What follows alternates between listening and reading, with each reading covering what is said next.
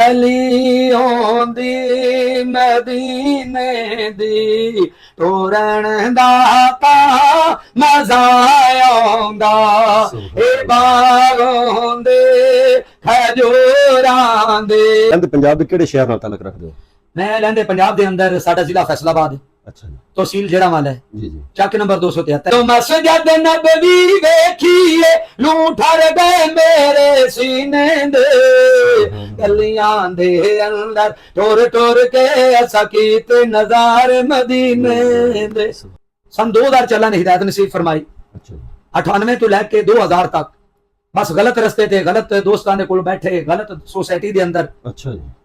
कि चंगियां दे लड़ लग्या मेरी झोली विच फुल पै, पैड़ियां दे लड़ लग्या मेरे अगले भी डुल गए।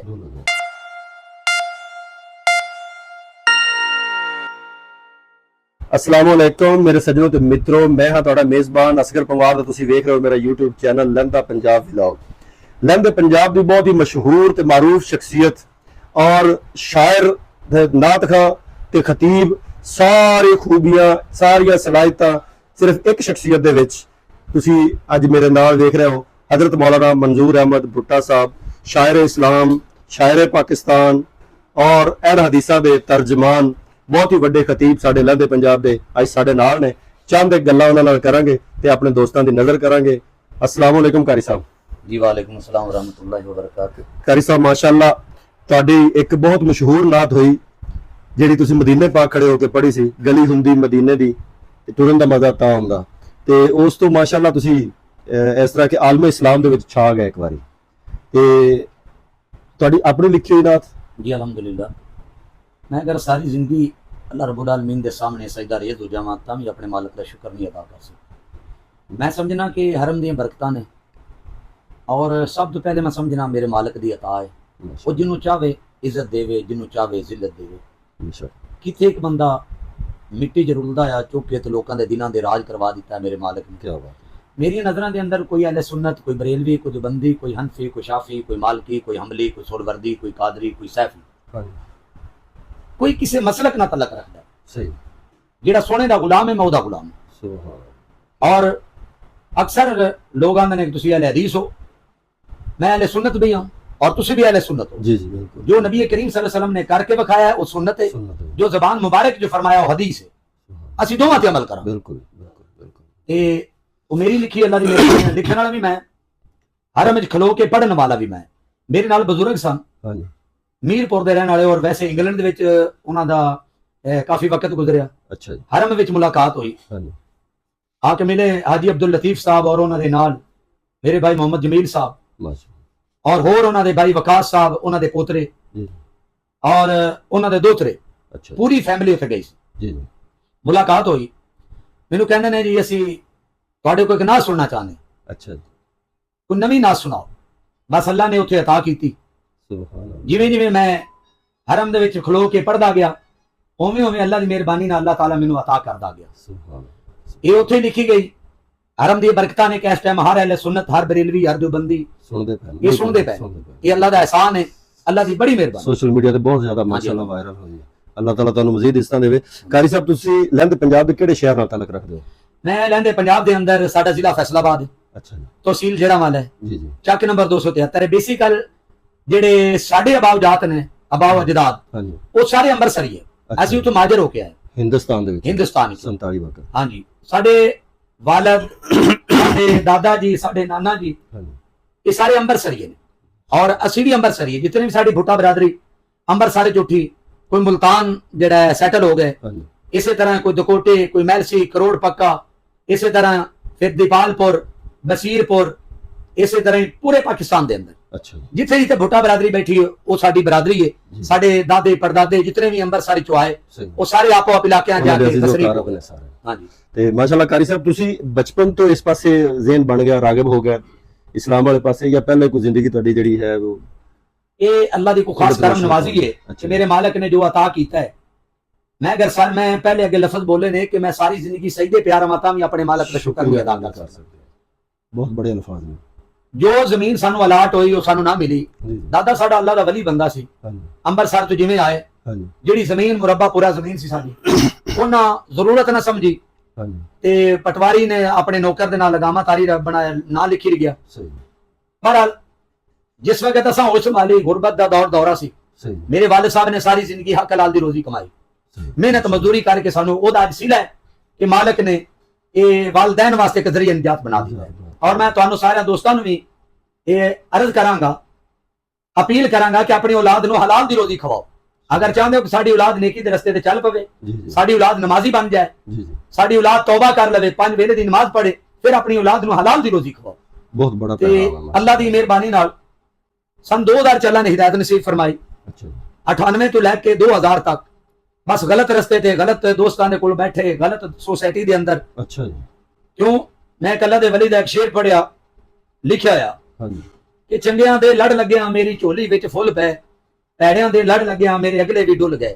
ਜਦੋਂ ਅੱਛੇ ਬੰਦੇ ਦੀ सोबत अख्तियार करोगे, अच्छे बंदे दी महफिल अटेंड करोगे, ਤੁਹਾਨੂੰ ਅੱਛੀਆਂ ਚੀਜ਼ਾਂ ਮਿਲਣਗੀਆਂ।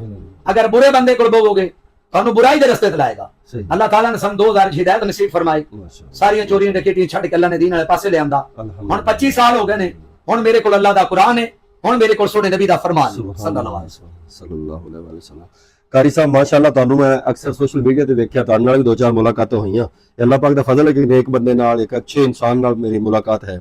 ਮੈਂ ਸਿਰਫ ਪੁੱਛਣਾ ਇਹ ਚਾਹਨਾ ਕਿ ਤੁਸੀਂ ਹਰ ਸਟੇਜ ਤੇ ਚਲੇ ਜਾਂਦੇ ਹੋ, ਬਰੇਲਵੀ ਤੇ ਚਲੇ ਜਾਂਦੇ ਹੋ, ਦੇਵਬੰਦੀ ਤੇ ਚਲੇ ਜਾਂਦੇ ਹੋ, ਅਹਿਲ ਹਦੀਸਾਂ ਤੇ ਚਲੇ ਜਾਂਦੇ ਹੋ, ਤੁਹਾਨੂੰ ਹਰਡਲਸ ਨਹੀਂ ਪੇਸ਼ ਆਉਂਦੀਆਂ? ਨਹੀਂ, ਮਸਾਇਲ ਨਹੀਂ ਪੇਸ਼ ਆਉਂਦੇ? ਮਸਾਇਲ ਜਿਹੜੇ ਖਾਸ ਕਰਕੇ ਜਿਹੜੇ ਤਾਸਬ ਦੇ ਮਾਰੇ ਮੌਲਵੀ ਨੇ ਨਾ, ਅੱਛਾ ਜੀ, ਜਿਨ੍ਹਾਂ ਦਾ ਵੇਖੋ ਜਿਹੜੇ ਸੜੀ ਜਾਂਦੇ ਨੇ, ਇਸ ਤੋਂ ਵੱਡੀ ਕਿਹੜੀ ਸਜ਼ਾ ਹੈ?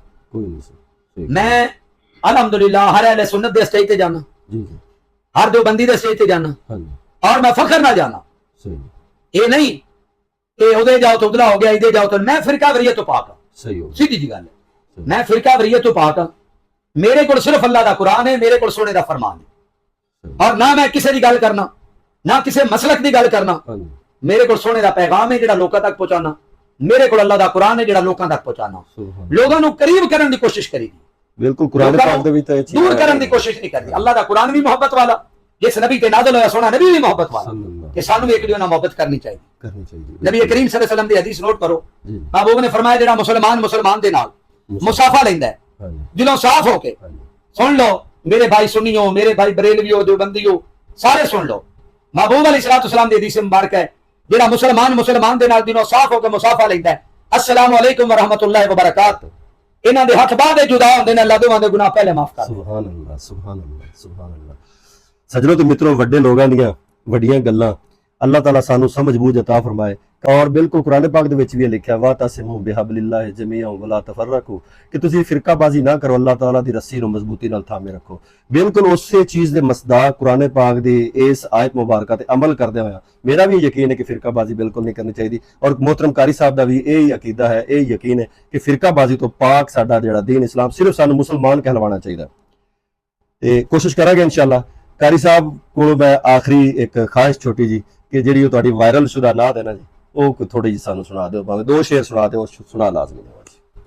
मैं अल्हम्दुलिल्लाह ऐसी कोई गल नहीं, मैं सोने का नाम आया तो मेरे तो जान भी कुर्बान, और मैं क्यों ना कमा जनाब मोहम्मद सल्लल्लाहु अलैहि वसल्लम, गलियों दी मदीने दी टोरन दा ता मजा आंदा, ए बागों दे खजूरां दे फिरन दा ता मजा आंदा, मरण तो मैं नहीं डरदा, ए मौत के दिन ते आउणी, पर कबर आउंदी बाकी दे विच, मरण दा ता मजा आंदा।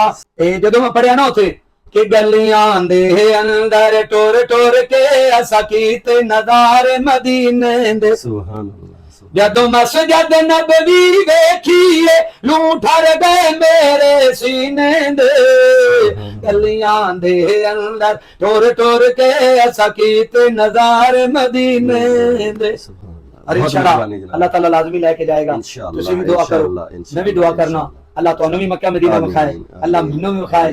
अल्लाह इसे रबीउल अव्वल च लै जावे सोने नबी दी आमद दी खुशी च मैं नाता पढ़ना ते हर रबीउल अव्वल च अल्लाह साद मार लेंदा है हर रबीउल अव्वल च अल्लाह साद मार लेंदा है कि भी इंशाल्लाह अल्लाह साद मारेगा मेरा यकीन है अल्लाह दी जात पे कोई ना कोई अल्लाह दा प्यारा बंदा कोई ना कोई नबी दा गुलाम आएगा फिर आखेगा मौलवी साहब आप पकड़ो उम्र दी करते रबीउल अव्वल च जाके उते सोने दे शहर जाओ उथे जाके नाता बनाओ उथे जाके नाता पढ़ो अस्सलाम वालेकुम व रहमतुल्लाहि व बरकातहू बहुत शुक्रिया जज़ाकल्लाह खैर साहब।